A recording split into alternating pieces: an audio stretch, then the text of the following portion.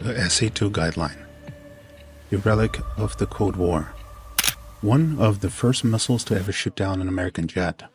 And tonight, it's hunting me. This is a deep strike mission.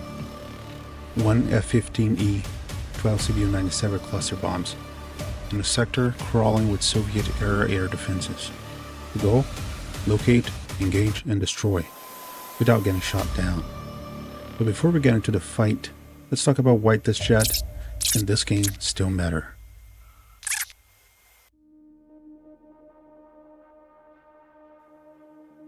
The Strike Eagle is a monster, a multi-role fighter that's been dominating battlefields since Desert Storm. In DCS, it's one of Razbam's most complex modules, or at least it was supposed to be. But here's the issue. The F15E hasn't seen any major updates in about more than a year since the Razbam incident happened. And just recently it was pulled from the store alongside all the other Razbam modules. It means you can no longer buy this module. Communication from the devs is right now almost non-existent. Yet, I still fly it. Why? Well, because despite everything, it is still one of the most immersive experiences in DCS. Some would call this copian, others stubbornness, but I think it's something else. DCS isn't just about having the latest features, it's about mastering what's in front of you. And tonight, that means taking down an SA-2 site with nothing but an old jet, some cluster bombs, and, well, a lot of patience. Speaking of patience, let's get to the fight.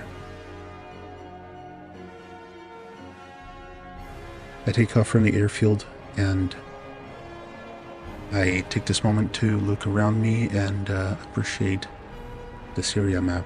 It's a very well detailed map, very rich in details, and it looks very cool at night.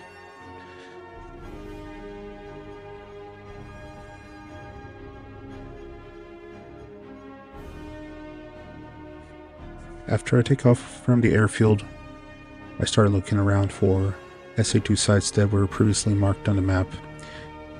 To my surprise, those SAM sites were not there anymore, so I spent about 40 minutes there just looking around, zooming in with the radar, punching in waypoints, and etc.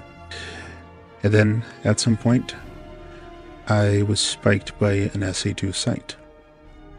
I quickly dropped down to low altitude and evaded the area, turned on my nav flare to help me navigate at night in low-level flight, and I started looking at my map and I realized that there was still an SA-2 site close by marked on the map in red, which means it was still active. At that point, I started punching in the coordinates into the computer.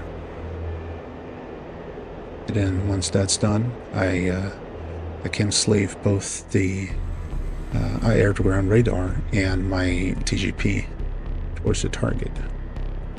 For this airstrike, I'm going to be using my default settings that I use for CBU-97s, which is auto, ripple, single, and height.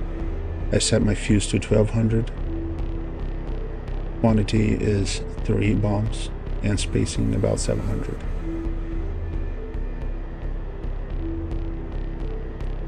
I then prepare myself to do a pop-up toss strike by flying very low, and I do get locked on here and possibly fired at by the SAM side. Pull up, pull up, pull up, pull up! So I quickly go lower and do some maneuvers to try to avoid the SAM side. Low altitude, About low 5 miles away altitude. from SAM side, I start popping up and I release the bombs. Low altitude, low altitude.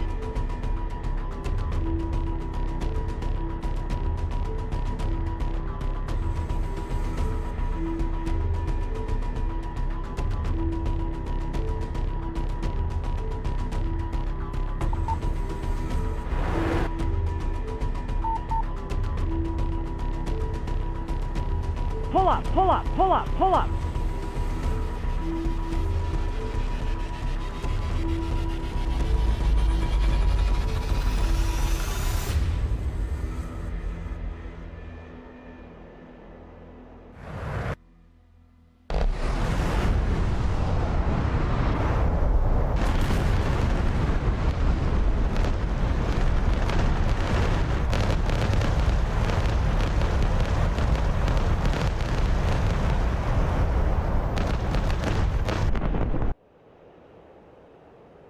The bombs hit the SAM site with great success, and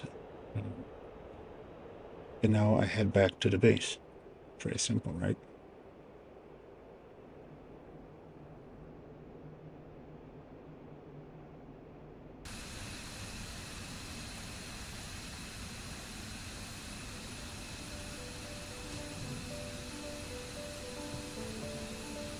And that's why I keep flying this jet. Not because it's perfect. Not because Razbam deserves my patience or ego dynamics. But because at the end of the day, the simulator lets me feel something you can't get anywhere else. The tension of radar lock, the satisfaction of a perfect strike, the sheer weight of controlling a machine like this. Yeah, this yes is a mess sometimes. Modules get abandoned, devs go silent, the community spirals. But if you focus only on what's broken, you'll miss what's working.